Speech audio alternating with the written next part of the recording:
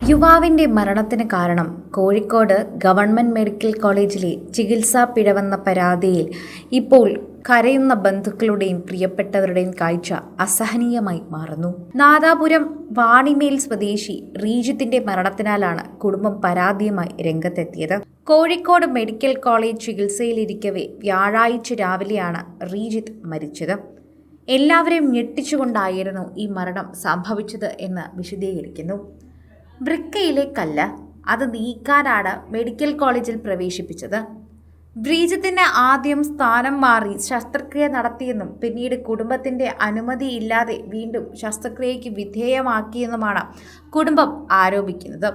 സംഭവത്തിൽ medical college സൂപ്രണ്ടിനും പോലീസിനും കുടുംബം പരാതി നൽകി.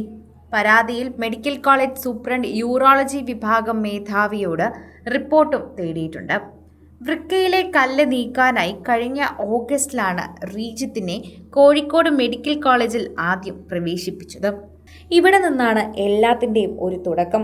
വൃക്കയിലെ കല്ല് നീക്കാൻ മെഡിക്കൽ കോളേജിൽ പ്രവേശിപ്പിച്ച റീജിത്തിന് ആദ്യം സ്ഥാനം മാറി ശസ്ത്രക്രിയ നടത്തിയത് കുടുംബം തന്നെ അതിനെ ചൂണ്ടിക്കാണിക്കുകയും ചെയ്യുന്നു.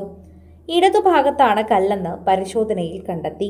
എന്നാൽ ഇതിനു പകരം വലതുഭാഗത്ത് ശസ്ത്രക്രിയ നടത്തി. ഇതാണ് കുടുംബത്തിന്റെ ആരോപണം. ശസ്ത്രക്രിയയ്ക്ക് ശേഷം വേദനയും പഴുപ്പും കൂടി. ഇക്കാര്യം പറഞ്ഞപ്പോൾ പഴുപ്പെല്ലാം സാധാരണമായണോ എന്നാണ് ഡോക്ടർമാരുടെ മറുപടി. അത് കണ്ട് ആർക്കായാലും ഭയം വരും. എന്നാൽ ഡോക്ടർമാരുടെ പ്രതികരണം കണ്ട് എന്തു പറയണമെന്ന് പോലും അറിയില്ല. തുടർന്ന് ആശുപത്രിയിൽ വിട്ടയച്ചു. വേദനയും ശാരീരിക അസ്വസ്ഥതകളും വർദ്ധിച്ചതോടെ കഴിഞ്ഞ ഏപ്രിൽ വീണ്ടും മെഡിക്കൽ കോളേജിൽ ചികിത്സ തേടി.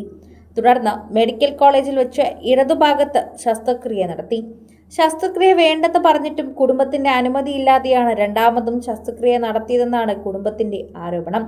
ഈ ശസ്ത്രക്രിയയ്ക്ക് ശേഷവും ആരോഗ്യനില വഷളായി തന്നെ മാറി. ഇതോടെ കോഴിക്കോട്ടെ സ്വകാര്യ ആശുപത്രിയിൽ തീവ്രപരിചരണ വിഭാഗത്തിൽ പ്രവേശിപ്പിച്ചു. ഇവിടെ നിന്നാണ് ചികിത്സാ പിഴവ് സംഭവിച്ചതായി പറഞ്ഞതെന്ന് കുടുംബം പ്രതികരിച്ചു. സ്വകാര്യ ആശുപത്രിയിലെ ബിൽ തുക വർദ്ധിച്ചതോടെ വീണ്ടും മെഡിക്കൽ കോളേജിൽ പ്രവേശിപ്പിച്ചു. എന്നാൽ ഡോക്ടർമാർ പരിശോധിക്കുകയോ കൃത്യമായ മറുപടി നൽകുകയോ ചെയ്തില്ല. യൂറോളജി വിഭാഗത്തിലെ ഡോക്ടർ വേണുഗോപാലിനെ നേരിട്ട് കണ്ട് പൈസ നൽകിയാൽ അദ്ദേഹം പരിശോധിക്കുകയുള്ളൂ എന്ന് ചിലർ പറഞ്ഞു.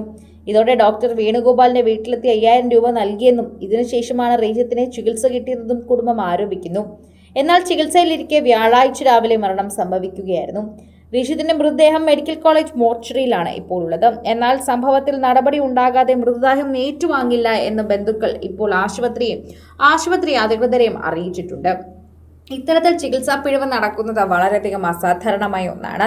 വശം വരെ മാറിപ്പോകുക, സൈഡ് മാറി ശസ്ത്രക്രിയ ചെയ്യുക എന്നൊക്കെ സിനിമയിൽ മാത്രമേ കണ്ടിട്ടുള്ളൂ. ഇത് യഥാർത്ഥ ജീവിതത്തിൽ കേരളത്തിൽ നടക്കുന്നു എന്നത് വളരെയധികം ഭയാനകമാക്കി മാറ്റുന്ന ഒരു കാര്യമാണ് എന്ന് എല്ലാവരും കൂട്ടിച്ചേർക്കുന്നു.